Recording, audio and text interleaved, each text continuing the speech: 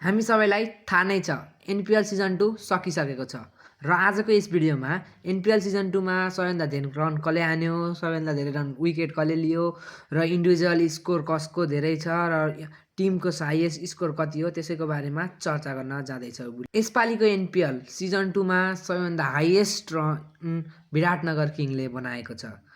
विराटनगरले 220 run 6 विकेटको नोक्सानीमा Lumbini Lions विरुद्ध बनाएको हो। दोस्रो number highest wicket taker NPL season 2 को सन्दीप लामिछाने रहेका छन्। उनले 9 खेलमा 17 विकेट लिएका हुन्। तेस्रो नम्बर एनपिएल सिजन 2 को सबैभन्दा धेरै रन पोखरा एभेन्जरका एडम रोसिन्टनले बनाएका छन्। उनले 323 रन बनाएका हुन्। उनको highest score 108 run not out रहेको छ। चौथो नम्बरमा एनपिएल सिजन 2 मा इन्डिभिजुअल स्कोर मार्क वाटले बनाएका छन्। उनले 114 रन बनाएका हुन्। पाँचौँ नम्बर एनपिएल सिजन 2 को हाइएस्ट स्ट्राइक रेट दिनेश अधिकारीको रहेको छ।